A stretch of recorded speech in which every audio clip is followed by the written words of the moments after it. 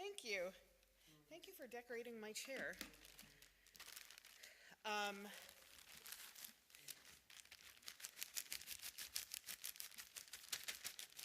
would you be interested in leading the candle lighting tonight? Ow, it bit me. And the kiddush?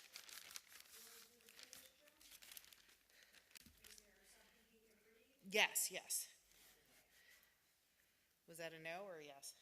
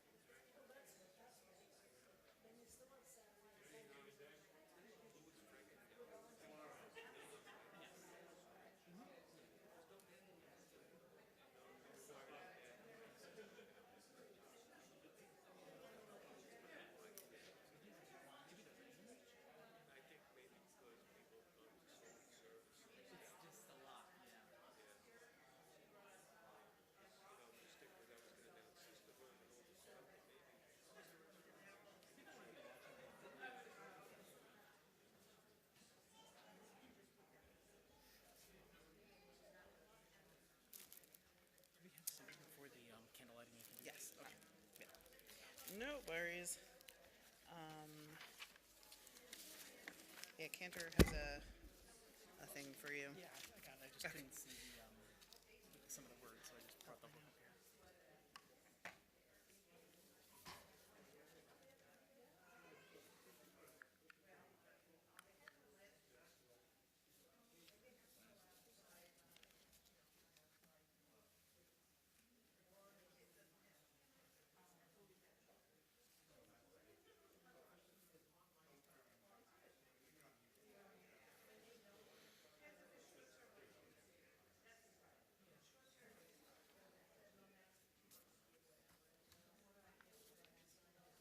So will you be doing the intro? I'll do the intro. Okay, sure. Thank you. You got it.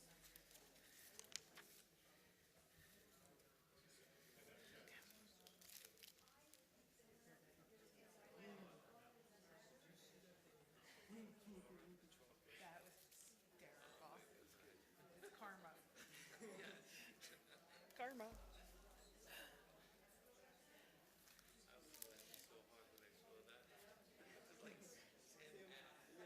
Sam, yeah, Sam had to. You know what? I would like to see Stewie's proof of that. There's like a 50-50 chance that he can say that. That's true. So funny.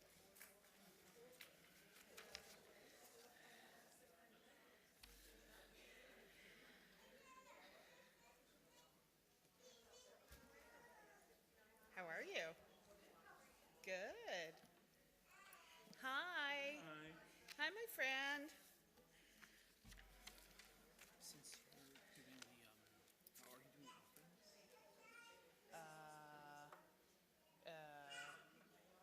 Yeah, I can do offerings. That's fine. Because you're doing, or what does it Is it say over here? there? He never puts it in. Okay. I just wanted to alert you that I made an addition after Dean gave me a call. And I wrote Oh, you know what? I forgot I that. have it right here if you want to just use this one. Okay. I just Thank planned you. it out in case I had to give an introduction. Okay, okay. All good. You know what? I forgot that.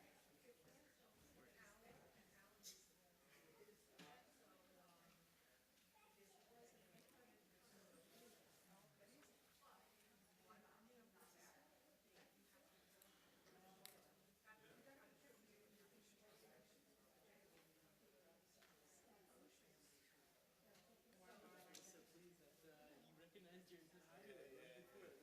I was walking. Where was I walking? During the Yom service? Yeah. I was walking one way and she was walking the other, and I saw Rebecca and her mom. I said, "Hey, Rebecca, what are you doing?" Awesome. Yeah, she loved it. That was awesome. Thank you so much for acknowledging her. She's like, "I didn't get to meet her." I said, "Hey, you know what? This is the right place to do it." She'll be back. She will be back.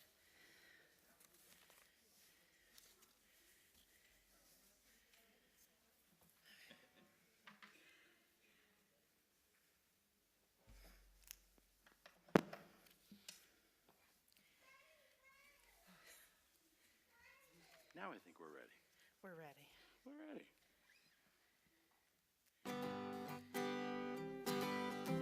Well, I'm blessing this thing. It looks like a tree. Got my etrog, the Torah calls it a pre. 7 days a year, people blessed with me. It's my love. It's all shook up. Hey, yeah. Right before Sukkot, people go and meet. Lot by in lieu of an etrog ride. Schools that tell yes, eat. Kids seem to think it's a real big treat when their love gets all shook up. Hey, yeah.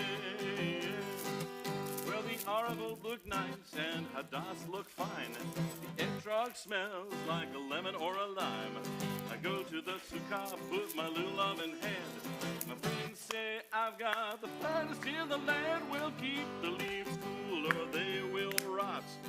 Pitom off the etrog and kosher it's not. Follow these rules and you will use it a lot. It's only love. It's all shook up. Hey, yeah. Well, some shake to the right and then to the left. the middle of Hallel is when it's done best. No matter how you shake it when Simchat Torah is here, don't need it any longer, buy another next year. Well, keep the leaves cool or they will rot. Eat them off the etrog and kosher it's not. Follow these rules and you will use it a lot. It's Ulula. It's all Sukkot. Hey, yeah.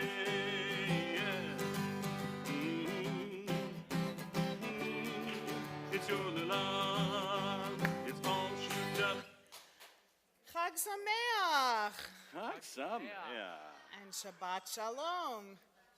Shabbat shalom. I like my little gallery in the back there. Welcome. Such a nice night. We didn't see you enough over Rosh Hashanah and Yom Kippur, so together again. Tonight we're going to celebrate Sukkot. We have some delicious fruit pies for Oneg tonight, a special speaker, and during Oneg, our speaker will be available to continue the discussion with those who'd like to take a piece of pie and continue talking about Israel. As our service begins, I'm Rabbi Melinda Penkin. I'm Cantor Wally Shackett Briskin. Rabbi Jonathan Falco. We're joined by our president, Fabian Burston. Very happy to have you here. As we join together, we invite you to look around and locate the exits. There is an exit up here, 2 in the sanctuary, 1 on the social hall wall, and then 2 all the way in the back. It is good practice wherever you go to pay attention to the exits. And we do ask for your help with security. If you see anything that is out of place, please make sure to say something. If you have a cell phone with you, take a moment to check it now and turn it off so as not to disturb our worship. There are books for children who need some extra entertainment right over there. And Alan, our wonderful usher, will be happy to show, both of our Allens actually, it's Allen Squared tonight, we'll be happy to show you where they are. We also stream the service into room 2 outside in the hallway. And so if your kids need a place to run around or you need a break, please feel free to step into the room. You won't miss a beat. As we gather, we all play a part in making this a warm and inclusive and welcoming congregation. So I invite you to look around, find someone you don't know. Don't just stick to the people you sit next to usually. Find someone you don't know, introduce yourself to that person, and wish them Shabbat Shalom.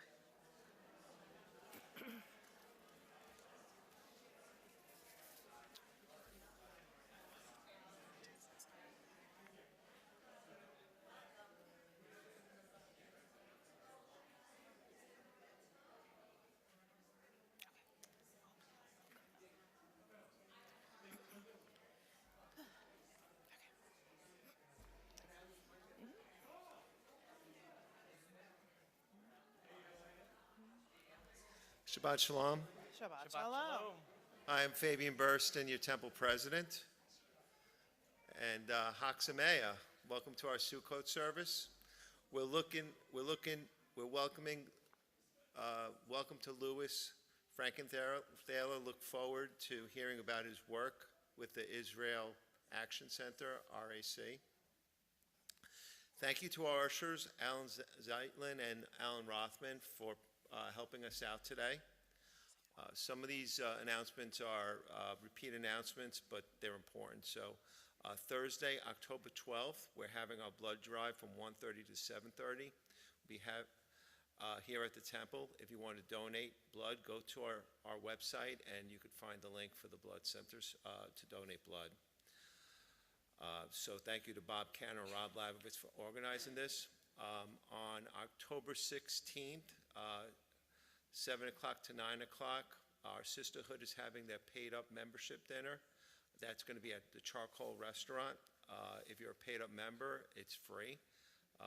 If you want to become a member of Sisterhood, it's $45. And if you want to, if you're not a member of the congregation, you can still become a member of Sisterhood for $80. So the registration for that dinner is by October 12th.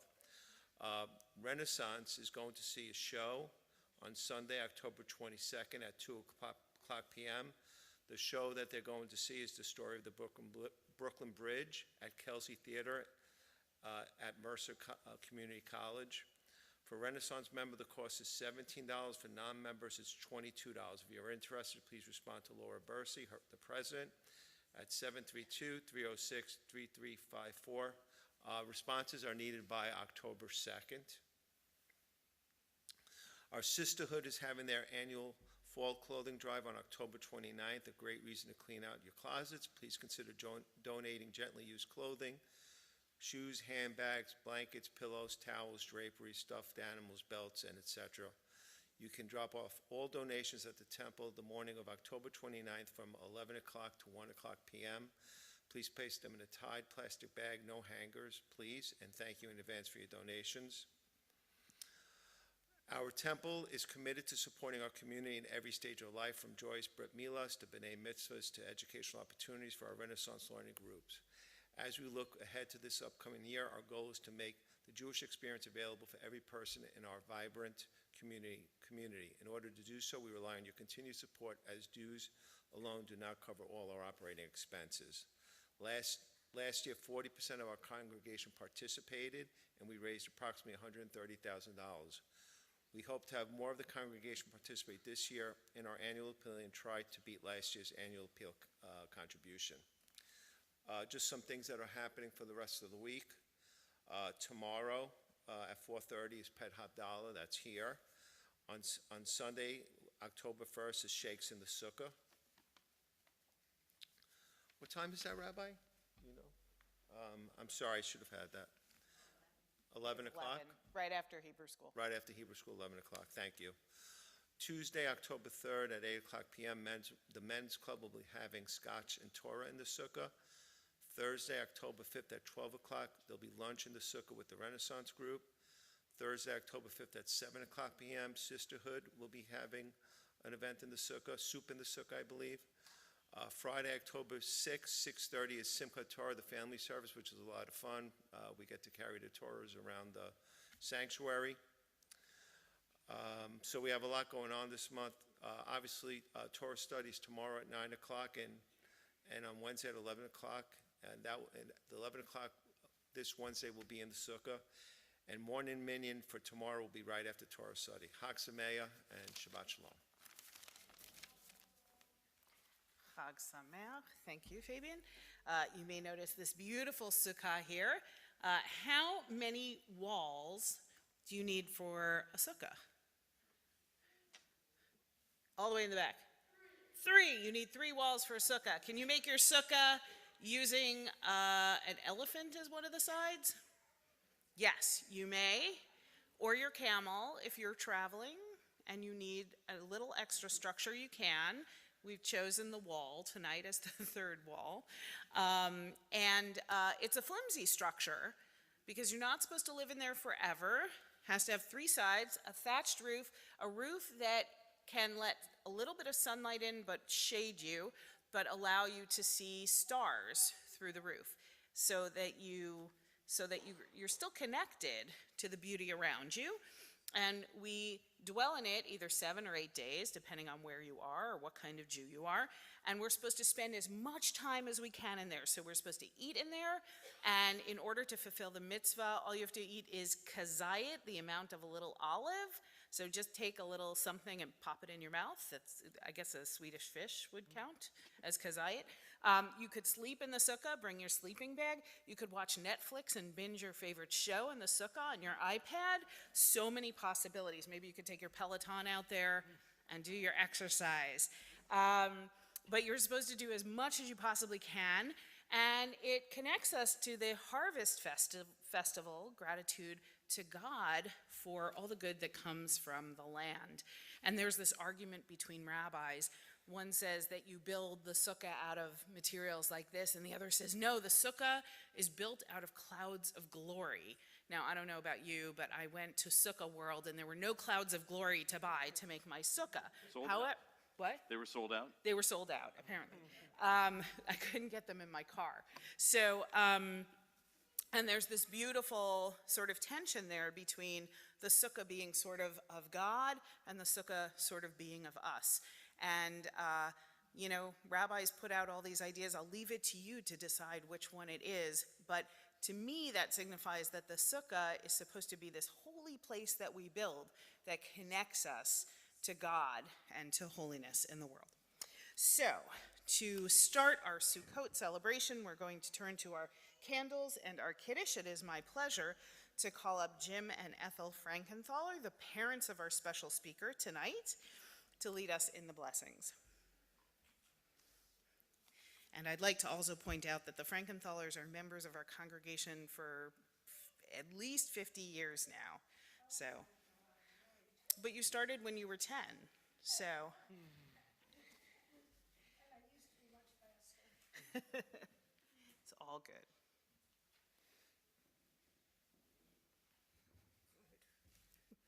Come right over here.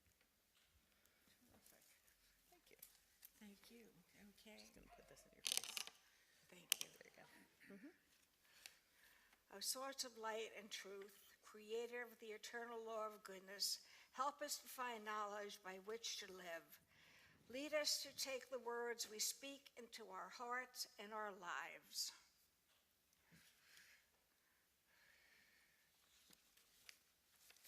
Baruch atah Adonai Eloheinu melech haolam, asher kiddushonu v'mitzvotov v'tzivonu lahadlik ner shel Shabbat and Yom Tov. Blessed art thou, Adonai, our God, sovereign of the universe, who hallows us with mitzvot, commanding us to kindle the lights of Shabbat in this festival.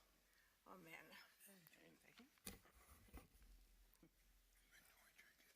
Yeah, you get there after.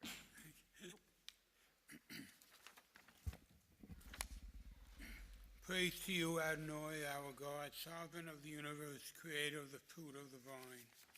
Praise to you, Adonai, our God, sovereign of the universe, who's chosen us from among the peoples, exalted us by hallowing us with mitzvah. In your love, Adonai, our God, you have given us Shabbat, feast of gladness, and seasons of joy. This Shabbat day and this festival of Sukkot, season of our thanksgiving, a sacred occasion, a remembrance of the exodus from Egypt. For you have chosen us from all the peoples and consecrated us to your service and given us Shabbat, the festival, the time of gladness and joy. Praise to you, Adonai, who sanctifies Shabbat, Israel, and the festivals. Praise to you, Adonai, our God, sovereign of the universe, for giving us life, sustaining us, and enabling us to reach this season. Amen. Baruch atah Adonai Eloheinu melech haolam, borei peri hagafen. Baruch atah Adonai Eloheinu melech haolam, asher bachar banu mikol am, v'romemanu mikol ashon, v'kiddushanu b'mitzvotav.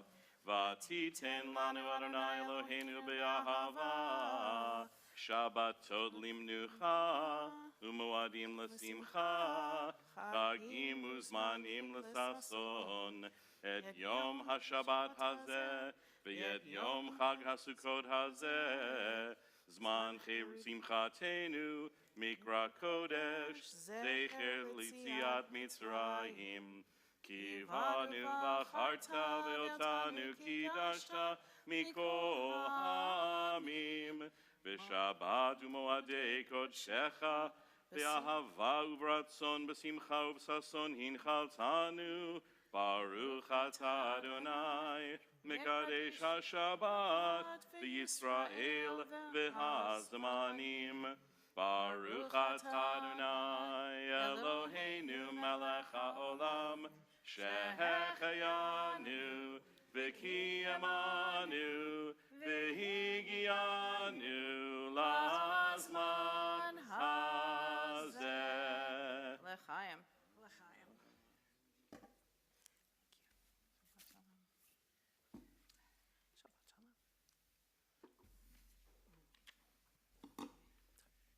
I can do this. You can do I this. can. You got That's what they keep telling me.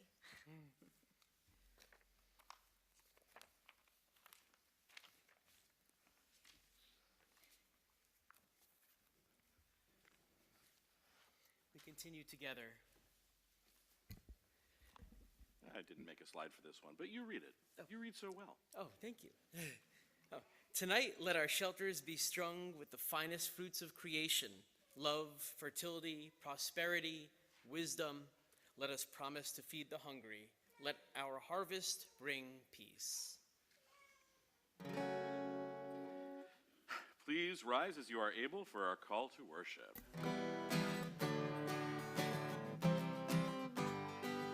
La la la la la, ya la la la la, ya la la la la, la la la la la, ya la la la la, ya la la la la, ya la la la la, la la la la. Am I awake? Am I prepared? Are you listening to my prayer? Can you hear my voice? Can you understand? Am I awake? Am I prepared? Baruch Hu et Adonai HaMevorach. Baruch Adonai HaMevorach le'olam va'ed, le'olam va'ed. La la la la la, la la la la la, ya la la la la, ya la la la la, ya la la la la, ya la la la la.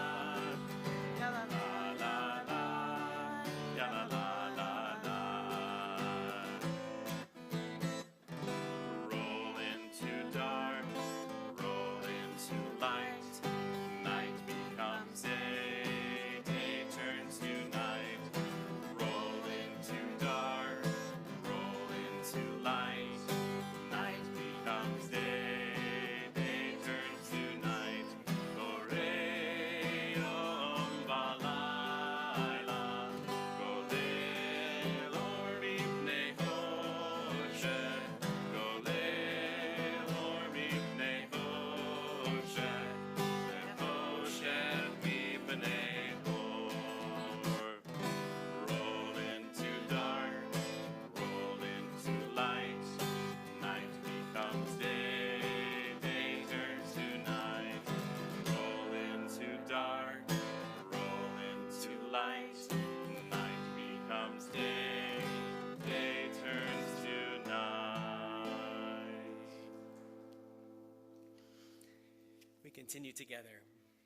The colors of early evening sky blend and deepen, allowing new lights to be seen, twinkling through the branches, the promise that in darkness new light will be revealed. Everlasting love, you offered your people Israel by teaching us Torah and mitzvot, laws and precepts. Therefore, Adonai our God, when we lie down and when we rise up, we will meditate on your laws and your commandments. We will rejoice in your Torah forever. Day and night we will reflect on them, for they are our life, and doing them lengthens our days. Never remove your love from us. Praise to you, Adonai, who loves your people Israel. Baruch atah Adonai, Ohev Amo Yisrael.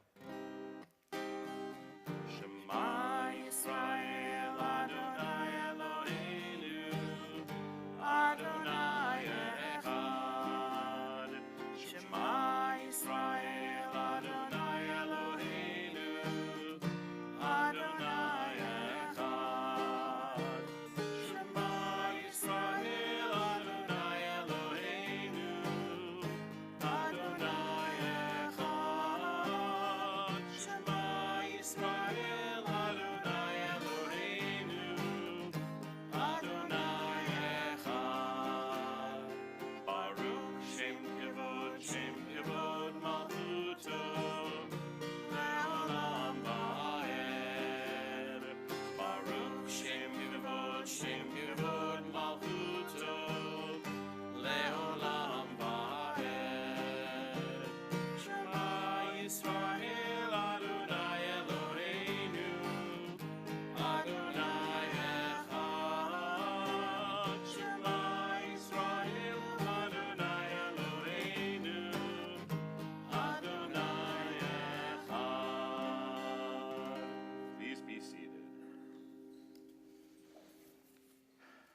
continue.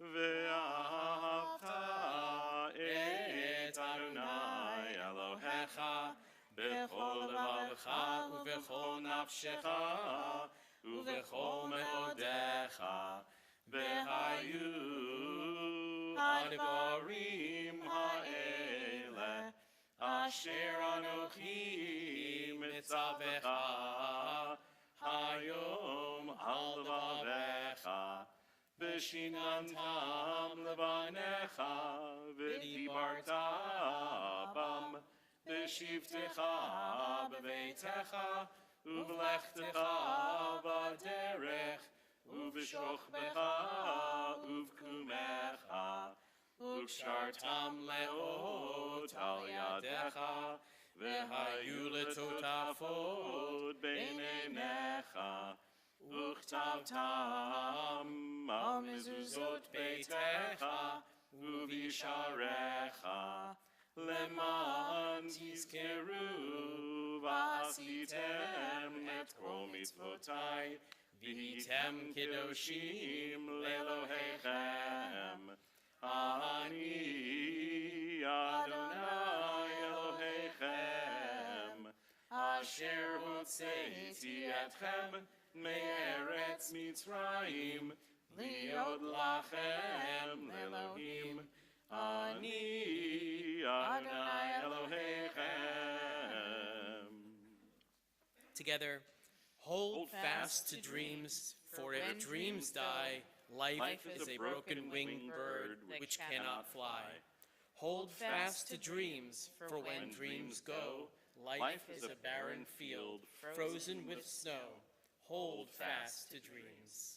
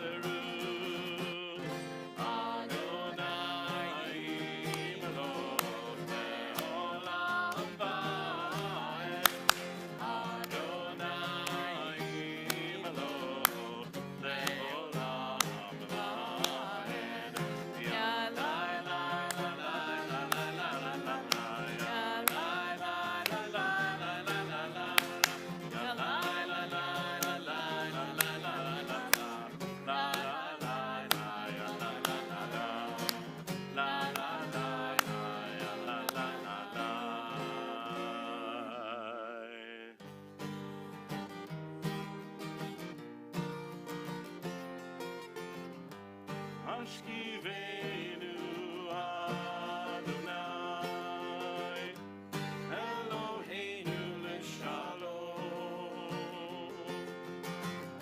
V'hamidenu shomreinu l'chaim Spread the shelter of your peace over us Guide us in wisdom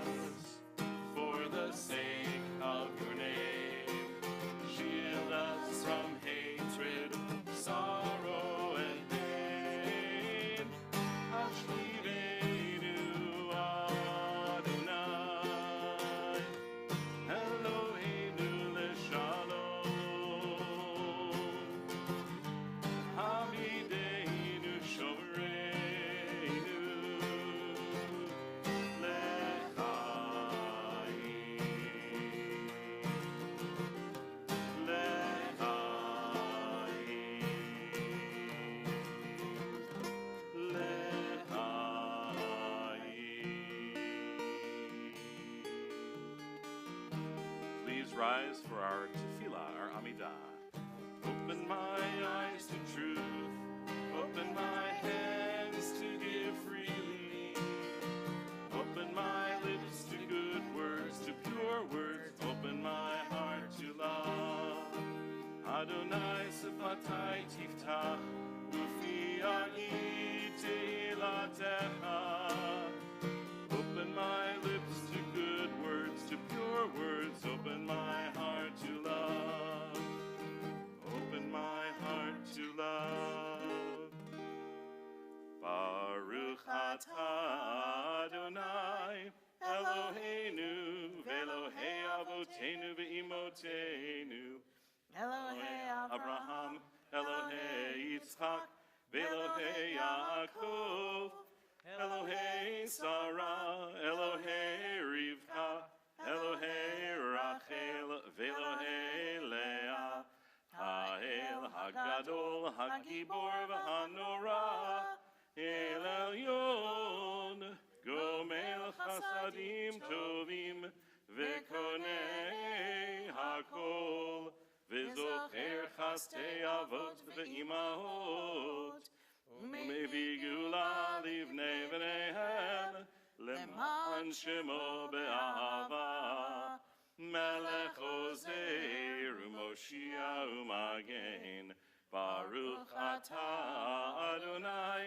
Magen Avraham ve'ezrat Sarah, Atah Gibor le'olam Adonai, Mechaye hakol atah Rav lehoshia, Morid hatal, Mechakel chaim bechesed, Mechaye hakol berachamim rabim, Somech nofelim verofei cholim, Umatir asurim, Umekayem emunato, Lishenei afar, Micha mocha ba'al gevurot, Umidom elach, Melech memit umchayeh, Umatzmiach Yeshua, V'ne'eman atah lehachayot hakol, Baruch atah Adonai, Mechayeh hakol. Atah kadosh v'shimcha kadosh, u'kedoshim b'chol yom yahalelucha selah. Baruch atah Adonai, ha'el hakadosh. Please be seated. We continue together.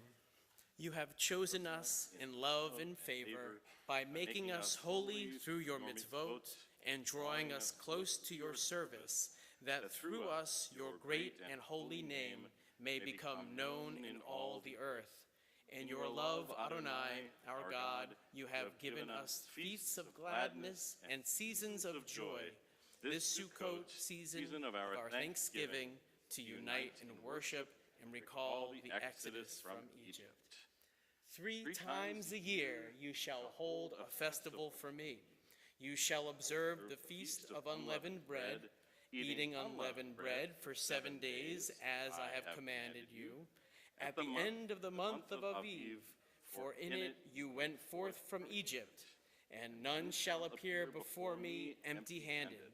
And the feast of the harvest, of the first fruit of your work, of what you sow in the field, and the feast of ingathering at the end of the year, when you gather the results of your work from the field. Our God and God of our ancestors, be mindful of your people Israel, and recall our merit for good and grace, and in loving kindness and compassion for life and peace on this festival of Sukkot. This day remember us for well-being. Amen. This day bless us with your nearness. Amen.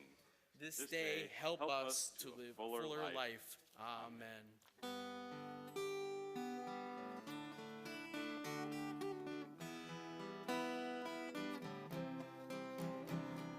Shalom Rav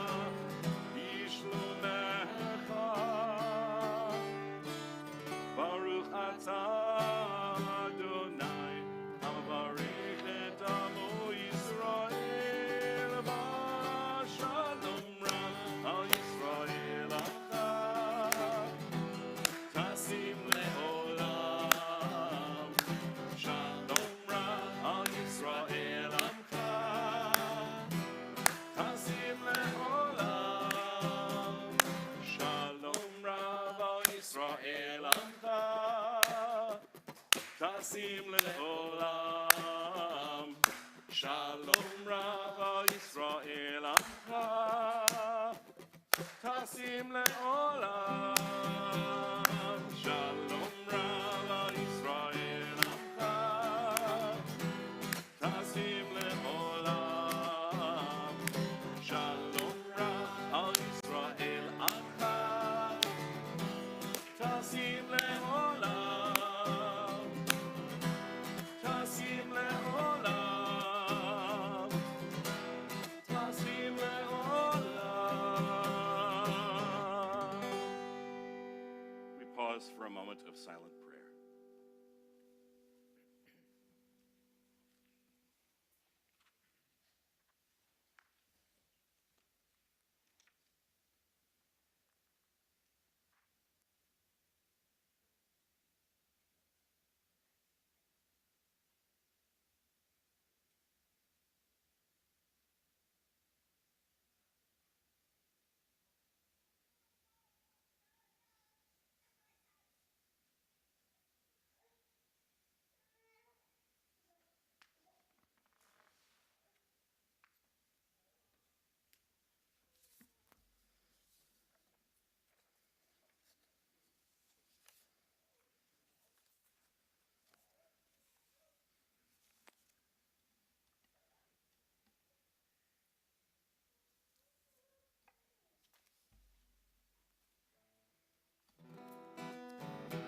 עושה שלום במרומיו, הוא יעשה שלום עלינו ועל כל ישראל, ועל כל יושבי תבל ואמרו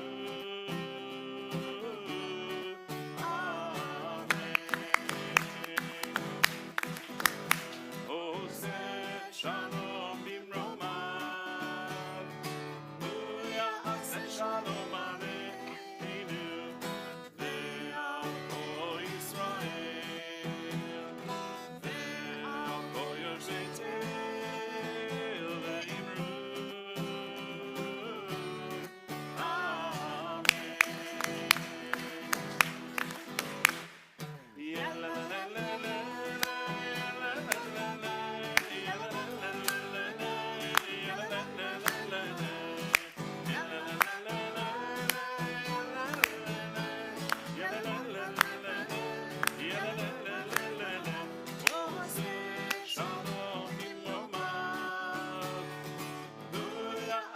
שלום עלינו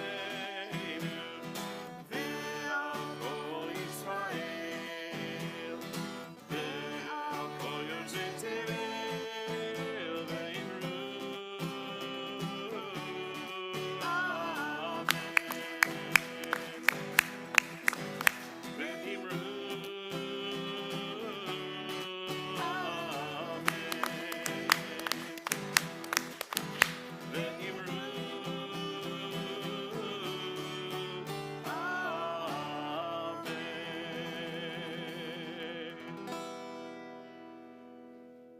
Three times a year, we say Hallel. Who can guess what 3 holidays we say Hallel on?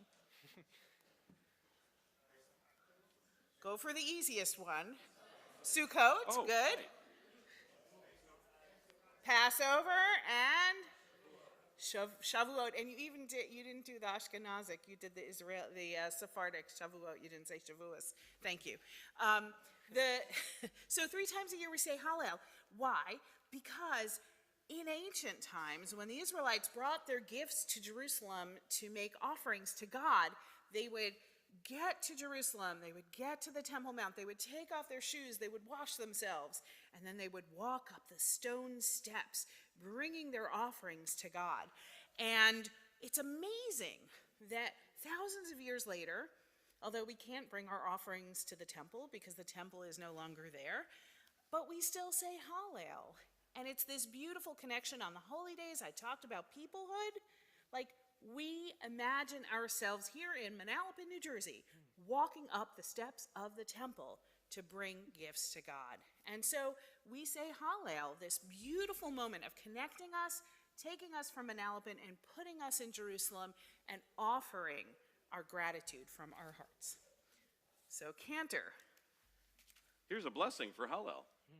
Baruch atah Adonai Eloheinu melech haolam asher kidshanu b'mitzvotav v'tivanu likro et Hallel. Baruch atah Adonai Eloheinu melech haolam asher kidshanu b'mitzvotav v'tzivanu al netilat le'ulav. And because we've reached a special occasion yet again in our lives, we thank God for arriving. Baruch atah Adonai Eloheinu melech haolam shehecheyanu v'kiyamanu v'higianu lazman hazeh. And we have, for Sukkot, I like to call it our spiritual compass, right? Because we're going to shake this to the east, to the south, to the west, to the north, and then up and down. Exactly. Lauren, you got it. And why do we do that? We shake it all around to remind us of all of the wonderful harvest that comes our way from everywhere. All you have to do is drive down the roads in our towns, and you see people selling pumpkins and corn and all these good things. It reminds us it's all around us. And it also reminds us that what else is around us? God. That God is everywhere. God is in everything. And it's up to us to release those holy sparks and to find them. So, we use the lulav, which contains the myrtle leaf, the willow leaf, and the palm leaf, like you can find in Boca Raton. And we shake it. Oops, we shake it. I'm already breaking it.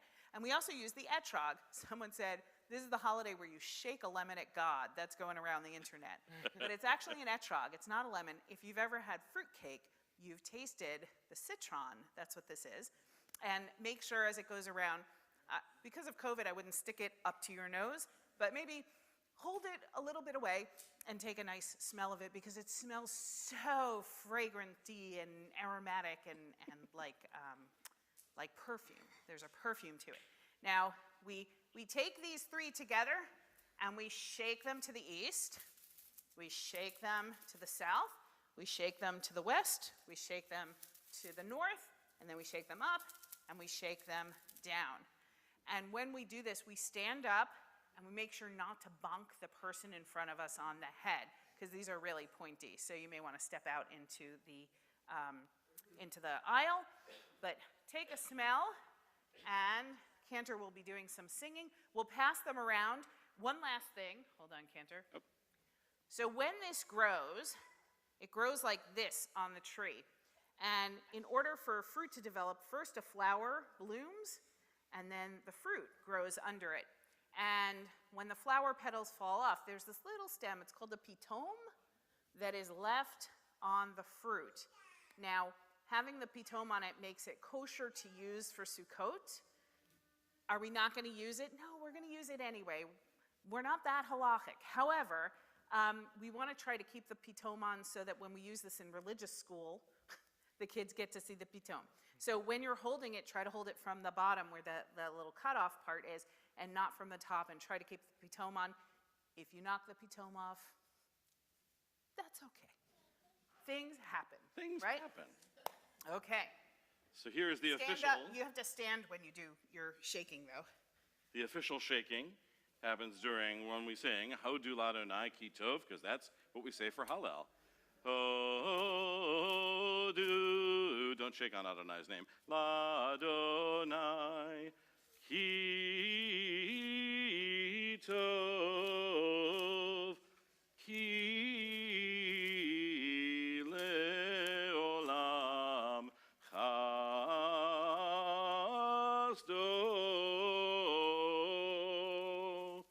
So you can say those words while you shake, or you can substitute words of your own.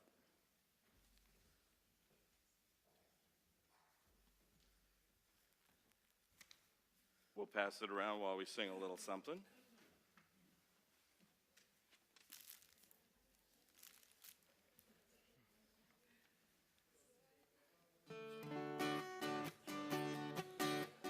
Sukkot is a harvest holiday. The celebration lasts for 7 days. We build our sukkah, then we decorate a special booth in which we congregate. Do the lulav shake, shake, shake, shake. Do the lulav shake, shake, shake, shake. Do the lulav shake, shake, shake, shake. Do the lulav shake. Very nice shaking. The symbols of Sukkot are quite unique. They show God's presence the entire week. The etrog smell, it gets into the air. We wave the lulav everywhere. Do the lulav shake, shake, shake, shake. Do the lulav shake, shake, shake, shake. Do the lulav shake, shake, shake, shake. Do the lulav shake. Keep shaking. Do the lulav shake, shake, shake, shake. Do the lulav shake, shake, shake, shake. Do the lulav shake, shake, shake, shake. Do the lulav shake. We should try that from the beginning. When it comes to you, shake to the front, shake to the right, shake to the back, shake to the left, and then up, and then down. Sukkot is a harvest holiday, and the celebration lasts for 7 days. We build our sukkah, then we decorate a special booth in which we congregate.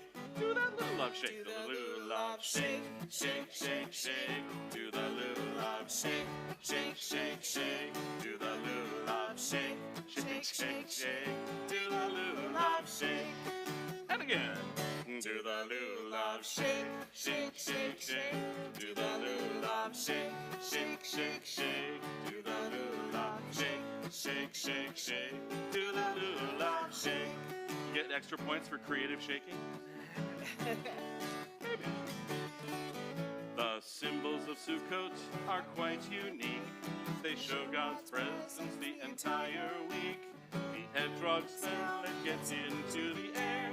We wave the lulav everywhere. One more time. Do the lulav shake, shake, shake, shake. Do the lulav shake, shake, shake, shake. Do the lulav shake, shake, shake, shake. Do the lulav shake. Sounds delicious. Do the lulav shake, shake, shake, shake. Do the lulav shake, shake, shake, shake. Do the lulav shake, shake, shake, shake. Do the lulav shake.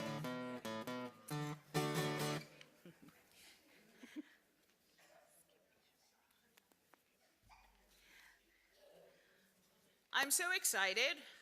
This summer, Lou Frankenthaler reached out to me and said, I'm going to be visiting my parents in Manalapan. Would you like me to come speak at the congregation? And I said, yes. And for those of you who don't know, Louis was born in New York City, raised right here in Monmouth County. He's a lifelong Reform Jew, and he grew up at Temple Shari Emeth, became bar mitzvah probably at this very podium, and was confirmed here at the synagogue as well. He spent 1 year at HUC JIR, which is the Reform Rabbinical School program in Jerusalem, and that's where he met Anat, his life partner. In the US, he earned a BA in history and a JD, and in Israel, because he's an overachiever, he also earned an MA in Jewish education and dabbled in PhD studies. He moved permanently to Israel in September 1995, just 2 months before Rabin was assassinated, and this was a pivotal moment. He's spent the vast majority of his working life in Israel working in resource development, in human rights and civil rights organizations, and became a member of the staff of the Israel Religious Action Center in March.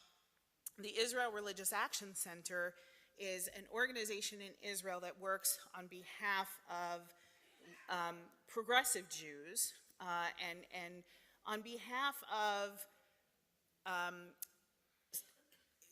civil rights connected to Reform Jews in particular. For example, if you go to sit on a plane to go to Israel and someone asks you to move, or the plane won't take off, the Israel Religious Action Center is a resource you can turn to. Or in Israel, if you want your rabbi, who's not an Orthodox rabbi, to be paid by the state, as all Orthodox rabbis are, the Israel Religious Action Center is a resource to turn to. And he's going to tell you more about it in a few moments. But he's lived in Jerusalem, Kiryat Hayovel, since he arrived 28 years ago. And he and Anat, his wife, is a midwife. They have a 23-year-old daughter and a 20-year-old son. And it's my pleasure to welcome Louis back. We're going to make you read your Torah portion again as well. I hope that's okay. Thank you. I think that when I was learning my Torah, I remember I think sitting down there, or probably over there where you're sitting, and I was practicing my Torah portion, and Cantor Wayne was there. And he just got so flustered and frustrated with me that he practically threw a shoe at me. Did he break a pencil? Okay, you're not going to make it. And more or less he was right, because I think I ended up coming up with a piece of paper, I think, well, then maybe that was my confirmation, with in pencil, transliteration, the things that I had to read. But, who cares? I think God or whatever was there understood what we were trying to say, or what I was trying to say. Thank you, Rabbi Pankin, for allowing me to come and to speak to you. And thank you for telling me that it was going to be a family service, because then I brought my mom and my papa with me. And it's really nice to see lots of young people here and lots of younger people here. With moms and dads and moms and moms and dads and uncles and uncles and aunts and sisters, brothers and steps, this and that, which is really cool. You don't hear me? No? Really? Did you Okay. turn that off?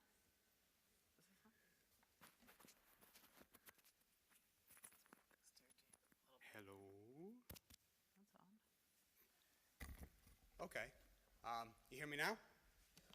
Okay. If you hear me too much, you want me to shut up, just say so. I'm very, very amicable. My thoughts about coming, this is the first time in this position, or any position that I've spoken before a congregation in this capacity. I thought that I would start off by telling you a little bit more about myself, some of the stuff that I've been doing, and to talk about the work that I'm doing now at the Israel Religious Action Center, which is part of the reform movement in Israel. If you know about the RAC, the Religious Action Center, I can't do anything else about it. Hello, wow, okay. Wait a minute, I got it. Move it up, yeah. Hello, hi. So, I'll just talk like this.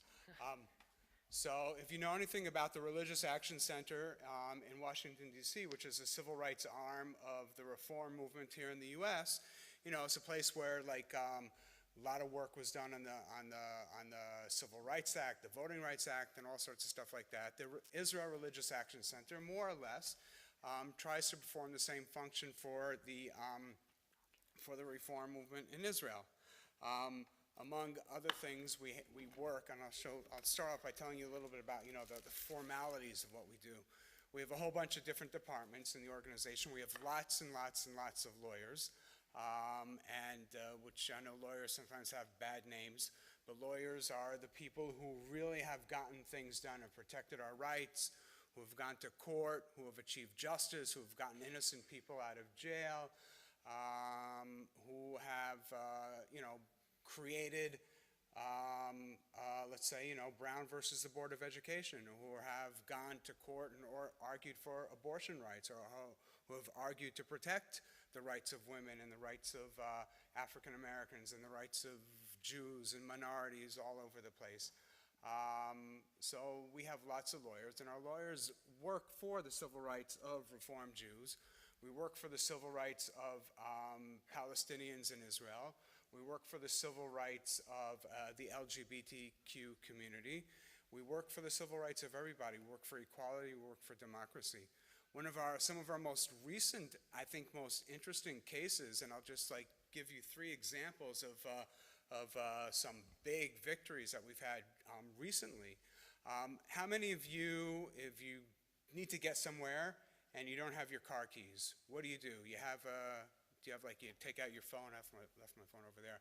But you have an application, right? Like Uber or Lyft or something like that. How many of you use that? Raise your hands. Okay, cool. Dad, you don't use that? He's not listening. So let me ask you this: if you wanted to have on your Uber application to push the little button and say, okay, I want just a white driver, could you do that? No. Okay, and it would be kind of disgusting to think that you would do that, or that you would have that option to do that. About 5 years ago in Jerusalem, we learned that the Get Taxi application actually had a function that allowed people to choose to get just a Jewish driver. How did they do that? They had a function on the application. It was called Get Limhadrin, or Extra Kosher Get. And essentially, or ostensibly, the idea was that Orthodox Jews can order a taxi that was not driven on Shabbat, so that way they would get a so-called kosher taxi. Now, I'm not a rabbi, thank God, or God says thank you. But let's ask a rabbi. Can a taxi be not kosher if it's driven on Shabbat? No. Can a taxi be not kosher? A restaurant could be not kosher if open on Shabbat, but not a taxi. But not a taxi, No. right. It has nothing to do That with is it. not in the Talmud. It's an anomaly. It's crazy. And the idea behind this ingenious idea was to allow people to order taxis that are driven by Jews. In other words, not driven by Arab drivers. And in Jerusalem, a lot of the taxi drivers happen to be, what can I say, are Arabs.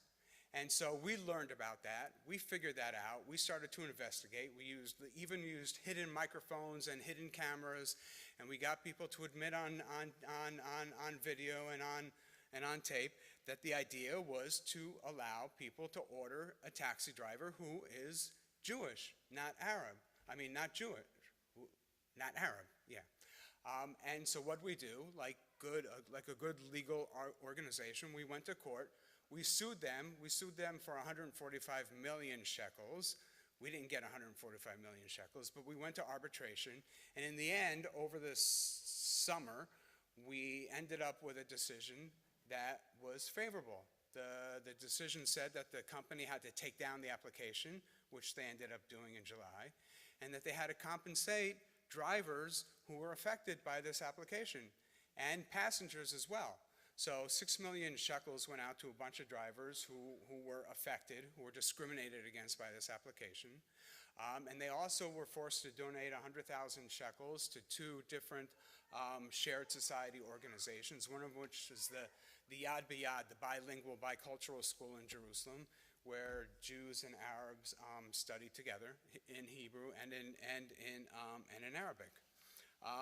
One of the other things that we recently won is, well, let's put it this way. In Israel, up until now, if a Jewish couple wanted to adopt a non-Jewish child in Israel, the state says you have to convert your child to Judaism.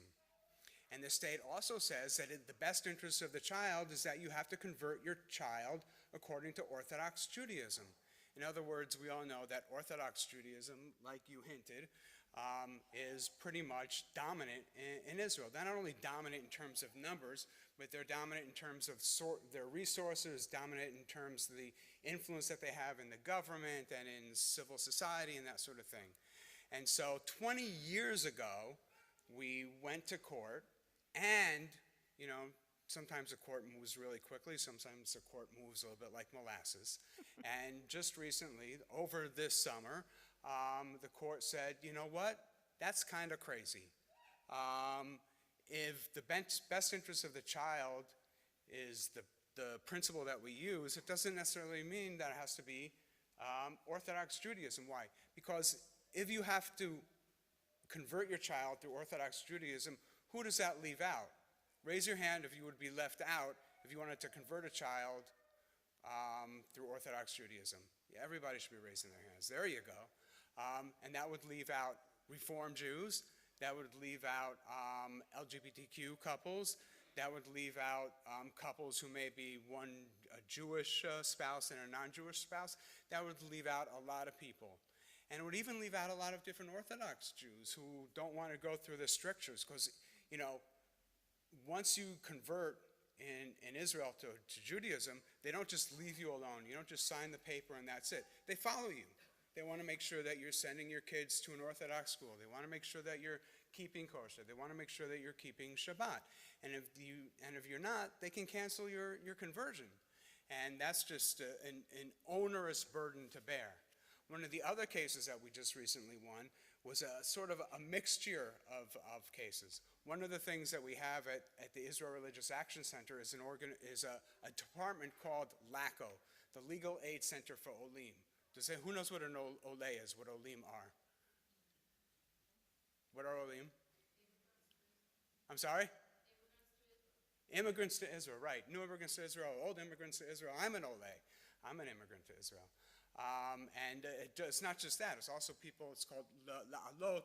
Olim is going up. And that's sort of the idea of what they talk about when they move into Israel. But lots of people, when they move to Israel, they don't just like, you know, it's not like you see on the commercials, you know, you land on the plane and they dance, you know, they come out and they greet you with a red carpet and you kiss the ground and this and that. It's really, for me, it wasn't like that. I think I got there, they said, maybe you should go back. And a lot of other people said I should go back also, but like my mom and dad.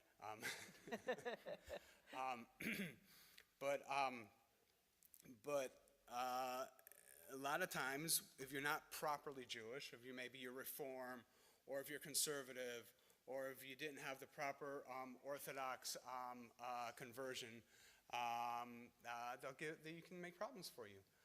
So we had a couple who, and to top it all off, a lot of immigrants come from the former Soviet Union. And we know in Russia and Ukraine, there's been a horrible, horrible war that Russia's inflicted on Ukraine. And people, Jews and people who are related to Jews have been trying to get out and trying to get to Israel, among other places, to seek refuge. And so we've been doing a lot of work with them. And one couple, a couple from Russia, two women, wanted to come, move to Israel, and make Aliyah. They were married. They got married. Russia doesn't have civil marriage, and they certainly don't recognize LGBTQ weddings, marriages. But so a lot of people in Russia who are in the community will go overseas. They'll go to Europe and they'll get married there. They couldn't do that really during the war. So of all places, has anybody heard of a Utah wedding? No? No. Well, it's a little bit more interesting, I think, than a Nevada, than a Las Vegas wedding. But you can go onto that little thing now that we all learned about during the pandemic called Zoom. And you can go before a justice of the peace in Utah, and you can get yourself married, and they send you a marriage certificate, and it's a recognized marriage in the state of Utah. Utah, of all places, will marry anybody, LGBTQ couples, etc. And it's very interesting. And Russia has to recognize it, and everybody else has to recognize it, and Israel even recognizes those weddings. But they didn't necessarily recognize that wedding for this particular couple. Why? Because one of the members of the couple was not Jewish, and we wanted to make sure she can get recognized under the law of return. And it took a while, but the district court over the summer recognized their wedding, and now this couple is able to live in Israel and have rights and have all the things that they should be getting. So that's what we do at the Israel Religious Action Center. We try to fight for the rights of other people. We try to stand up when we see things that are going wrong. So I knew this was a kids service, and so I wanted to ask are there any kids here? If you're a kid, raise your hand. Okay, there we go. So what do you do? What do you do if you see something that's not right? I wrote a few examples down. Let's say, what happens if you see somebody bullying somebody? Wait, I'm going to put the list down. You can answer whatever question you want. What happens if you see your neighbor walking the dog and not cleaning up after the dog and leaving the stuff behind? What happens if you see somebody polluting? What happens if you see somebody, shouting racist slogans or sayings or something at somebody? What do you do? So, where are those kids again? Okay, what do you do? What would you do? And you have to shout. Stand on your chair, or maybe not on your chair, but.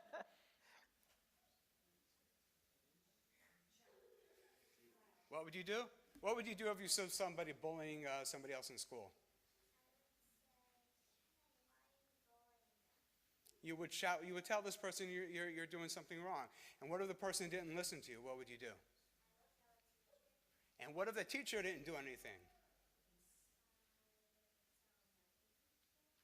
And if you tell 3 teachers, you're going to get a movement, and then they'll go to the principal, and then when they go to the principal, they'll go to the Board of Education. If you have a good Board of Education that hasn't been outvoted and buck bunning and stuff like that, they'll actually do something. That's right. You wouldn't stay silent, right? You wouldn't be complacent. You wouldn't let the injustice happen, right? What if you're walking around and your neighbor isn't picking up after their dog? What do? Give another kid a chance. Yeah.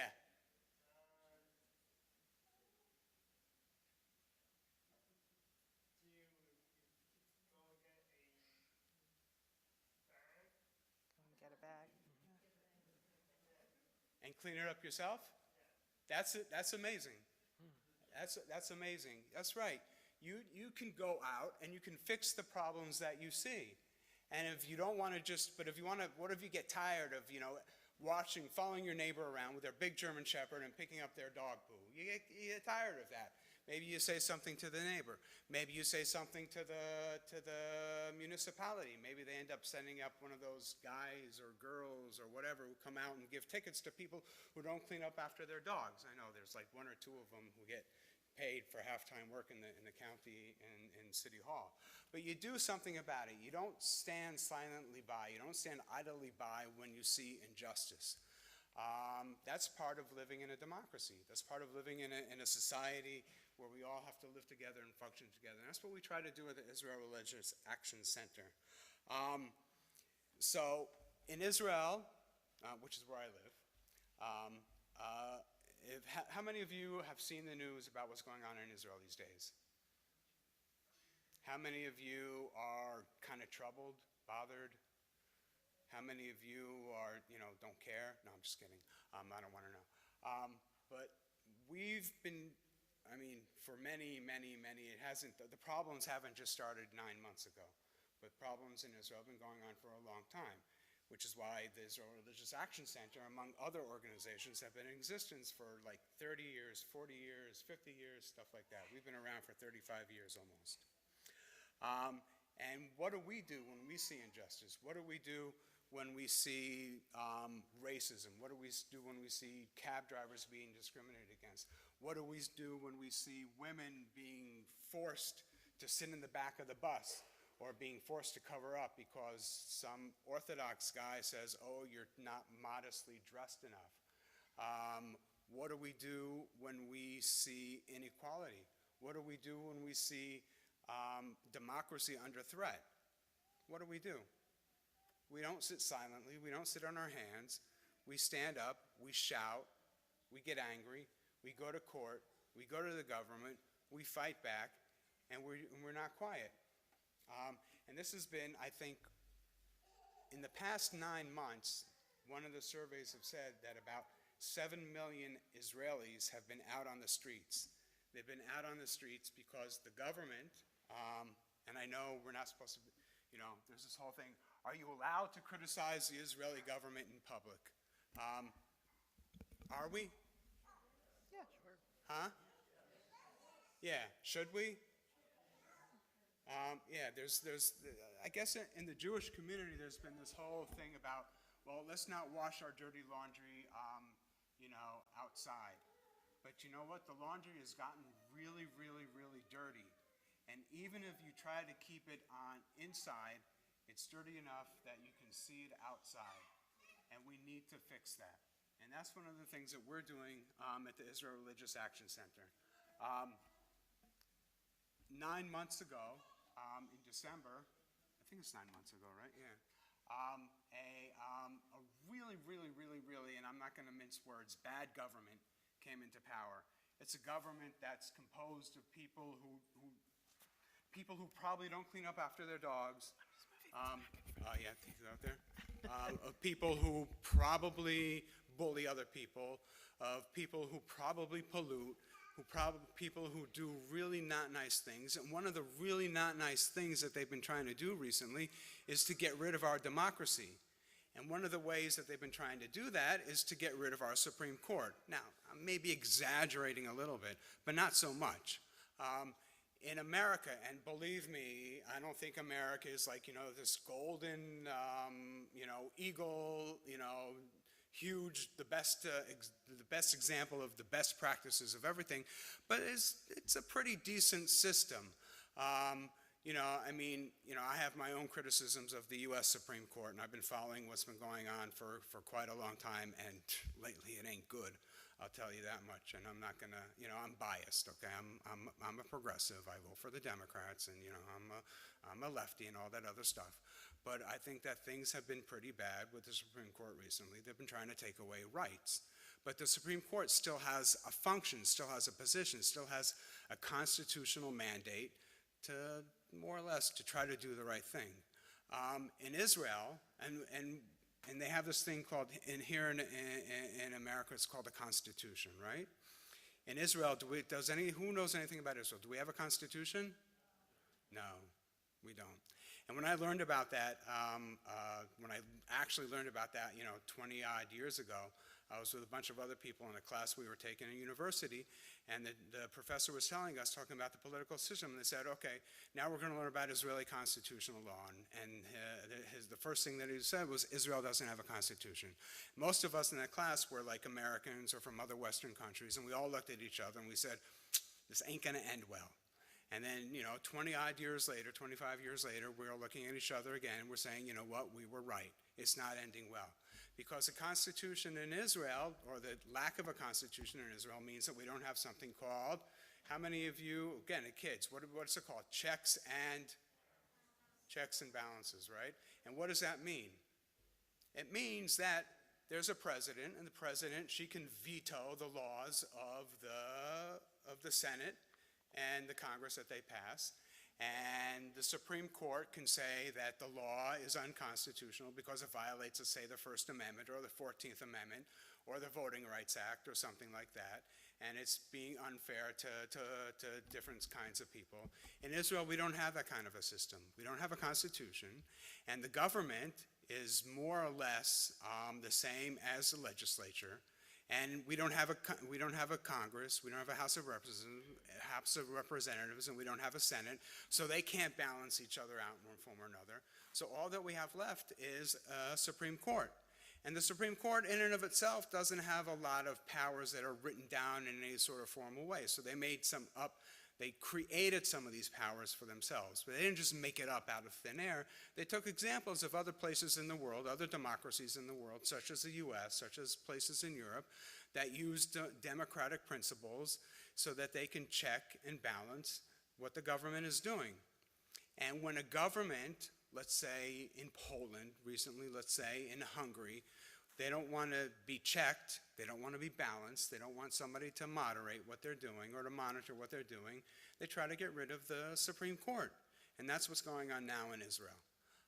It's kind of painful to say, it's not fun to talk about, but it's true. And I think those are some of the things that we really need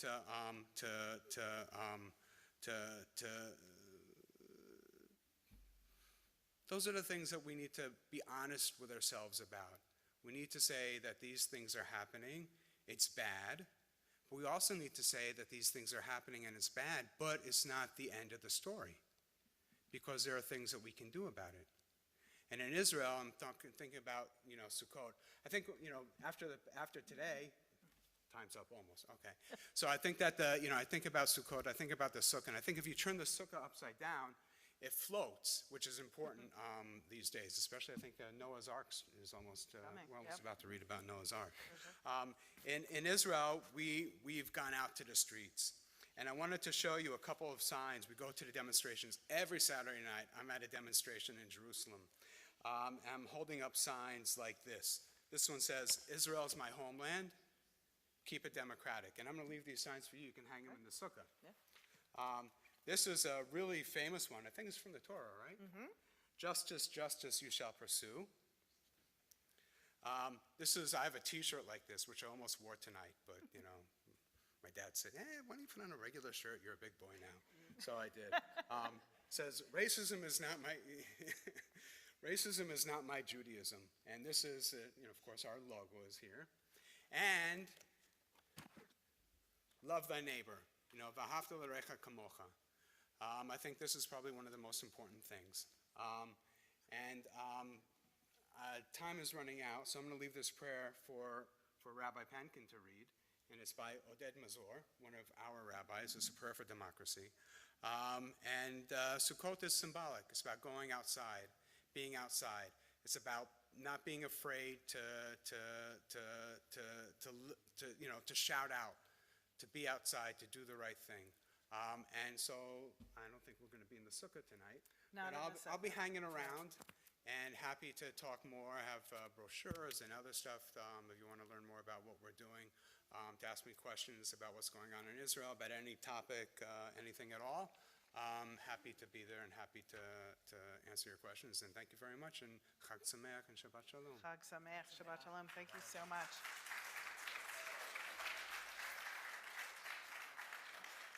We usually don't have speakers when we have our family services, so I know for some of our kids it's long, and I apologize, but this was a wonderful opportunity to have Lou with us, and thank you. We're proud of the work that you're doing in the world as a product of Temple Sherry Emeth, and I hope that all the kids here will be inspired to go out and do works of Tikkun Olam and make the world a just and better place. And I do encourage you at the end of services to join him. He'll sit at one of the tables in the back. It's too wet to go into the sukkah today, but he'll sit at one of the tables in the back, and please feel free to sit with him and continue the discussion. And we're hoping that later on in the year, we can also have some of our Israeli members talk about what they see going on in Israel and how they think about it, and maybe even Lou will join us in 2024 by Zoom to continue the discussion with us. So thank you so much. And one last thought, and that is, every year we invite you to join ARTSA by making a donation of $50 towards supporting the American Reform Zionist Association. And when you join ARTSA, some of that money goes to support the Israel Religious Action Center. So if you want to make a difference, really easy, when that invitation comes out on your bill, please accept the invitation and support ARTSA and support the Israel Religious Action Center and the work that they do. We'll continue now with Aleinu.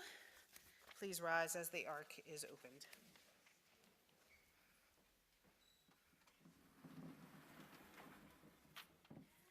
Aleinu l'shabeach l'adon hakol, latet gedula l'yotzer bereshit, shelo asanu kigoyei haratzot, velo samanu kemishpachot ha'adama, shelo sam chalkenu kahem, v'gor aleinu kechol hamonam, v'anachnu korim, u'mishtachavim u'modim, livnei melech, malchei hamlachim, HaKadosh Baruch Hu, v'nemar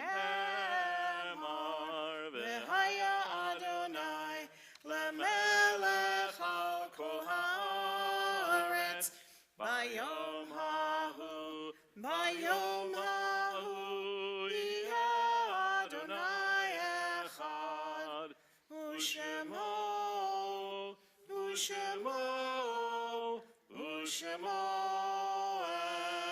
echad.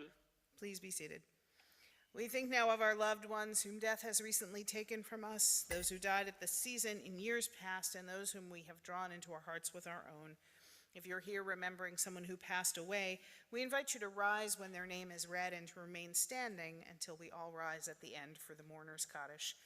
We remember one whose family is in the 7-day mourning period of Shiva. Wendy Panensky, mother of Stu and Howard Panensky, mother-in-law of Alicia and Teresa, and grandmother of Marissa, Alexander, Jack, and Henry. We recall those whose families are in the 30-day mourning period of Shloshim, Martin David Cohn and Michael Ellman. And if you are here remembering someone who passed away in the last year, we invite you to rise.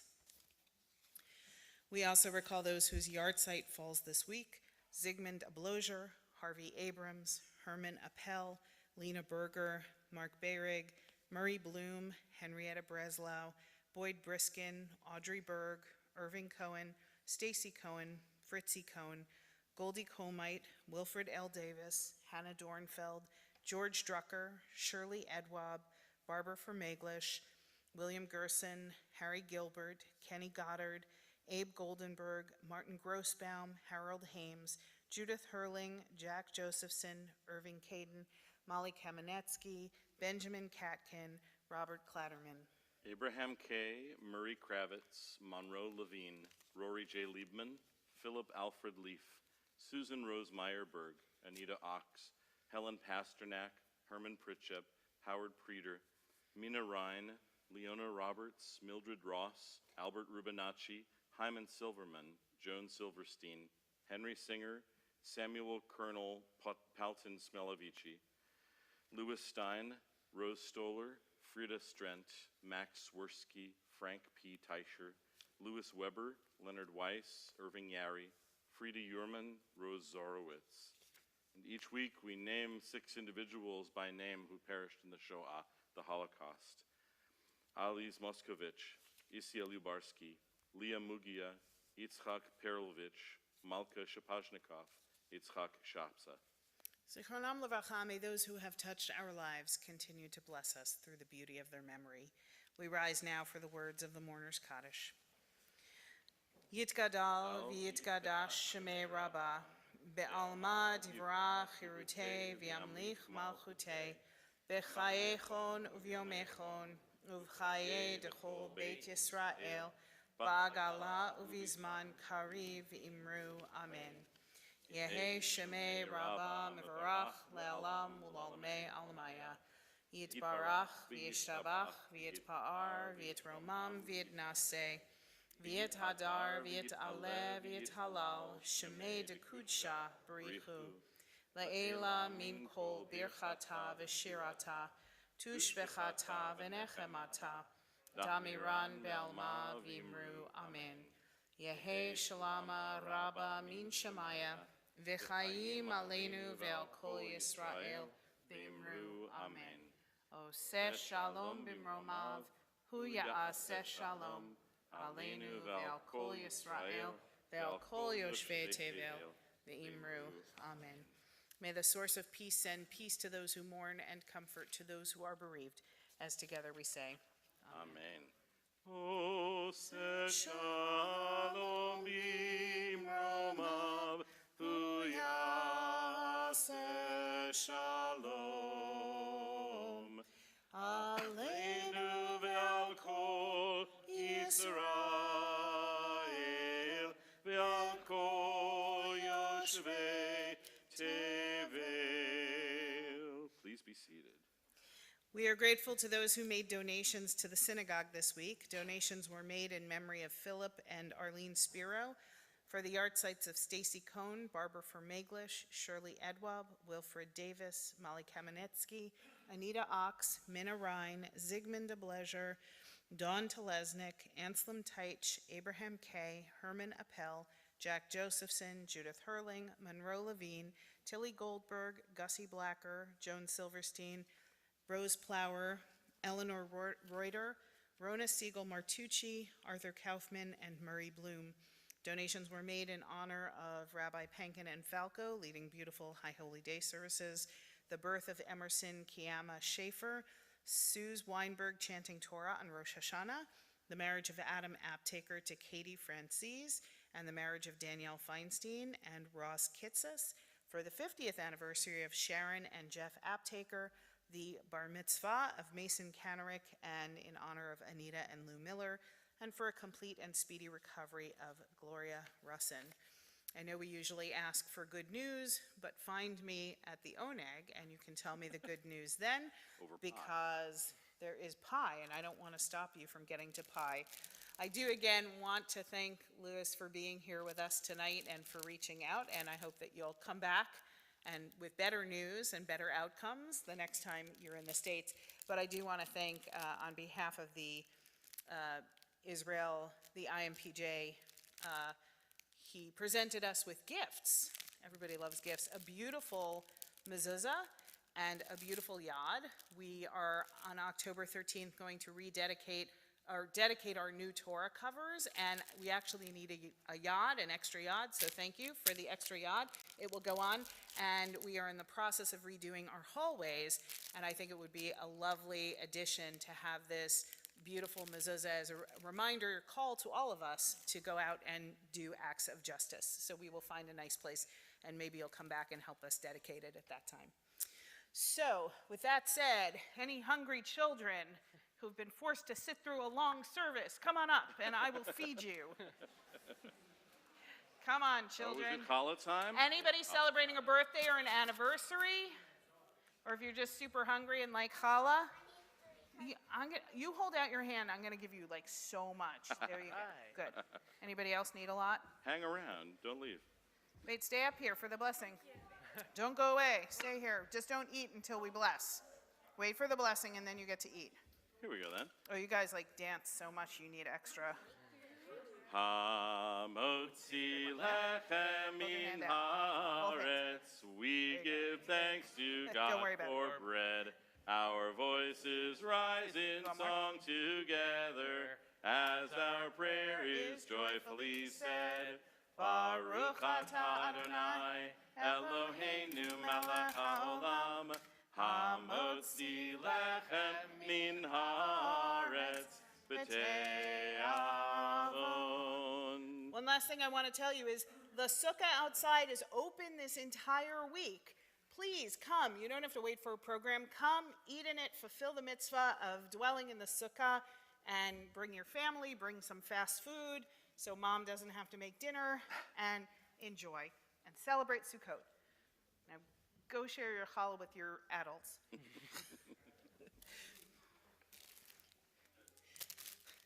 As we come in blessing, so too we leave one another in blessing. If you're here with someone that you want to grab and bless, or if you want to just put your hands on your heart. Yivarechecha Adonai v'yishmerecha. May you be blessed. May you be safe. Ya'er Adonai panav elecha v'chuneka. May you be luminous. May you be loved. Yisa Adonai panav elecha v'yasem lecha shalom. May you be joyous. May you be healthy. May you be whole.